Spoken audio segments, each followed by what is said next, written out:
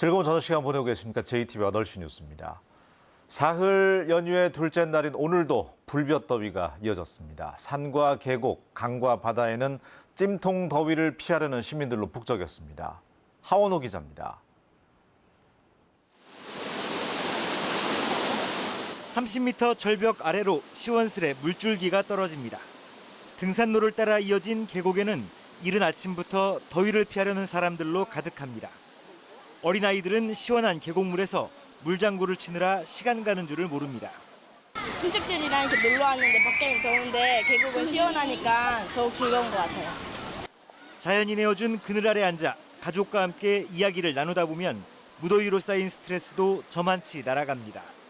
소문 듣고 강천사 처음 왔는데 물도 깨끗하고 공기도 좋고 그래서 이제 가족들이랑 이렇게 재밌게 놀다 갈 거예요. 섬진강 물줄기가 쉬어가는 강변 마을에는 카누 체험이 한창입니다. 오는 10월까지 매 주말과 휴일에 무료로 체험할 수 있으며 간단한 교육만 받으면 누구라도 쉽게 카누를 즐길 수 있습니다. 경치가 아름답고요. 광폭이 높고 유속이 느립니다. 남녀노소도 구분 없이 카누를 즐길 수 있는 최적지가 아닌가 그렇게 생각을 합니다. 연휴 둘째 날인 오늘 전북은 완주의 낮 기온이 36.4도까지 오르는 등 가마솥 더위가 이어졌습니다. 지칠 줄 모르는 더위의 기세에 산과 계곡, 강과 바다에는 온종일 피서객들의 발길로 북적였습니다. JTB 뉴스 하원호입니다. 자치단체 내년도 예산 윤곽이 다음 달 초 국회로 넘어갑니다. 3당 대표들은 잇따라 전북을 방문해서 내년도 전북의 예산 증액을 약속하며 민심 잡기에 나섰습니다. 3당 체제에서의 첫 예산 정국에서 전북이 예산 7조 원 시대를 열지 주목됩니다. 정가브리핑 김철 기자입니다. 예산 증액의 첫 포문은 정운천 새누리당 도당위원장이 열었습니다. 정 의원은 지난 4월 당선 직후 올해 국가예산 증가폭을 50%로 늘려 7조 원 시대를 열자고 제안했습니다. 3당 체제가 됐으니까 올해 그렇게 의욕적인 그런 예산, 공격적인 예산 노력을 이제 해야 할 때가 왔다. 한 50% 증가합시다. 50%. 오는 23일에는 이정현 새누리당 대표가 전북을 찾아 예산 협의를 논의합니다. 더불어민주당과 국민의당도 잇따라 대표가 전북을 방문해 큰 폭의 예산 증액을 약속했습니다. 두고 보시면 아마 지난 몇 년간 예산 편성과 이번이 뭐가 달라지는지를 아마 직접 확인하실 수 있을 겁니다. 무엇보다도 중요한 것은 전북 발전을 위해서 예산 확보가 가장 필요합니다. 2016년도 전라북도 국가예산 증가폭은 0.7%로 전국 꼴찌였습니다. 전남 5%, 광주 4.5%와 비교해도 크게 낮습니다. 우리 지역 정치권이 3당 체제로 전환돼서 다양한 채널로 확대되었기 때문에 이를 적극 활용해서 우리 도정 현안 해결과 국가예산 확보에 최선의 노력을 다하도록 하겠습니다.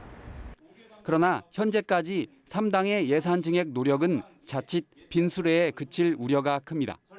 전라북도가 내년도 국가예산으로 7조 원을 요구했지만 정부 부처는 5조 5천억 원만 반영했습니다. 남은 석 달 동안 3당이 앞다퉈 약속한 예산 증액이 이루어져 전북이 예산 7조 원 시대로 접어들지 관심이 커지고 있습니다. 정가브리핑 김철입니다. 도당위원장 인선을 모두 마무리한 전북의 3개 정당이 본격적인 조직 정비에 나섭니다. 국민의당 김광수 도당위원장은 내부 조직을 강화하는 것은 물론 당원 늘리기에 적극 나서기로 했습니다. 더민주의 김춘진 도당위원장은 사무처 인사와 각종 위원회 정비를 마무리하고 27일로 예정된 중앙당 전당대회에 온 힘을 쏟기로 했습니다. 새누리당 정운천 도당위원장은 현재 1,500명인 새누리당 전북 책임 당원을 올 연말까지 3,000명으로 늘려서 생활 밀착형 정당 활동을 펼치기로 했습니다. 사드 배치 문제로 우리나라와 중국 사이의 갈등이 계속되고 있는데요. 중국은 전북 농수산식품의 최대 수출 대상국입니다. 사드 갈등으로 대중 수출이 줄어들지 않을까 우려되고 있습니다. 송창용 기자가 보도합니다. 지난 1월 전북에서 생산한 쌀이 처음으로 중국 수출길에 올랐습니다. 이후 2차례 더 쌀을 선적했고 지금까지 수출량은 85톤을 기록하고 있습니다. 지난 6월에는 처음으로 삼계탕 20톤이 수출됐습니다. 한림과 참프레를 비롯한 삼계탕 업체들은 2년 안에 수출량을 5배로 늘리기로 했습니다. K마크를 통해서 공통의 품질을 수출하는 회사들이 합의를 했고요. 이 수출협회를 통해서 품질 관리를 하는 것이 일단 최우선인 것 같습니다. 올해 상반기 전북 농산식품 수출액은 9,287만 달러. 이 가운데 4분의 1에 가까운 22.6%가 대중국 수출액이었습니다. 견고한 중국의 수출벽을 뚫고 잇따라 수출길에 오르던 전북의 농수산식품이 복병을 만났습니다. 사드 배치 문제로 우리나라와 중국이 갈등을 빚으면서 중국이 통관 절차를 강화하기 시작했습니다. 조미김을 통관했을 때 조금 더 까다롭게 보는 그런 경향이 좀 있습니다. 조미김은 실은 좀 부담스러워서 지금 멈추는 상태이고요. 특별한 이유 없이 추가 주문을 미루는 경우도 발생했습니다. 우리 회사 차력에 연기를 좀 통보해왔어요. 이런 것이 나쁜 쪽으로 장기적으로 간다면 수출 기업에 아주 좀 심각한 피해로 나타날 수도 있겠다. 중국이 위생과 검역 조치를 강화하는 등 비관세 장벽을 높이는 상황에 대비해 현지 상황과 동향을 예의주시하고 해외 시장 다변화와 전략 품목 발굴을 서둘러야 할 것으로 보입니다. JTBC 뉴스 송창용입니다. 요즘 대학생들에게는 방학의 여유나 낭만, 휴가에 대한 기대는 사치나 다름없습니다. 취업과 창업, 진학 등 자신의 꿈을 이루기 위해서 여름방학을 반납한 대학생들을 조창현 기자가 만나봤습니다. 로스쿨 진학을 준비하는 대학생들이 시간에 맞춰 문제풀이에 집중합니다. 이달 28일에 실시하는 적성시험을 앞두고 마지막 실력을 점검하는 자리입니다. 적성시험을 시작으로 연말까지 대학별 고사와 면접 등이 계속되기 때문에 조금도 쉴 틈이 없습니다. 제가 이제까지 법조인을 꿈으로 해왔던 것처럼 마지막이라고 생각해서 이제 시간이 얼마 남지 않았으니까 더욱 열심히 하려고 방학 중에도 나와서 공부하고 있습니다. 방학 중에도 대학 도서관의 강의실이 직무 적성 검사 교육을 받는 학생들로 가득 찼습니다. 하반기 취업 시즌을 앞두고 하루 8시간씩 일주일간 교육을 받고 있습니다. 대기업과 공기업 입사에는 직무 적성 검사가 필수여서 모집 경쟁도 치열했습니다. 혼자 이제 독학하면은 이제 스킬이나 요령 같은 걸 모를 수가 있는데 학교에 와서 이렇게 양질의 강의를 들으니까 더 많이 훨씬 도움이 되는 것 같습니다. 손으로 직접 강아지 옷을 만드는 학생 창업기업. 디자인에 맞게 천을 자르고 재봉틀에 박음질하는 손길이 분주합니다. 1년 전 작은 기업을 만들었고 다음 달에는 포털 사이트 쇼핑몰 입점을 앞두고 있습니다. 기업을 통해 이윤을 창출하고 그 이익을 유기동물을 돕는 데 써야겠다는 목표가 있기에 잠시도 한눈 팔 새가 없습니다. 방학이라고 뭐 따로 쉬거나 하는 그 시간마저 아깝거든요. 지금 이 순간에도 죽어가는 동물들이 있을 거라고 생각하면 열심히 안 할 수가 없어서 방학에도 나와서 하고 있습니다. 자신의 꿈을 이루기 위해 여름방학도 반납한 대학생들의 의지가 불볕 더위조차 무색해 하고 있습니다. JTBC 뉴스 조창현입니다. 내년에 고등학교 신입생 감소가 예고된 가운데 전북교육청이 학급당 학생 수를 올해보다 최대 4명까지 줄이기로 했습니다. 전북교육청은 평준화 고등학교는 올해보다 서너 명, 비평준화 시 지역과 읍면 지역의 학교는 2명씩을 하향 조정해서 학급당 학생 수를 최대 31명으로 운영키로 했습니다.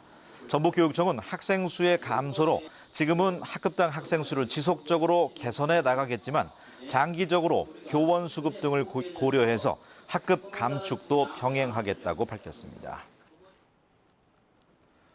전주시가 성매매 업소가 몰려있는 이른바 선미촌에 오는 10월부터 전시 공연 공간을 운영합니다. 전주시는 최근에 사들인 성매매 업소 건물 등 2곳을 전시와 공연이 가능한 곳으로 바꿔서 오는 10월부터 기획 전시회를 열기로 했습니다.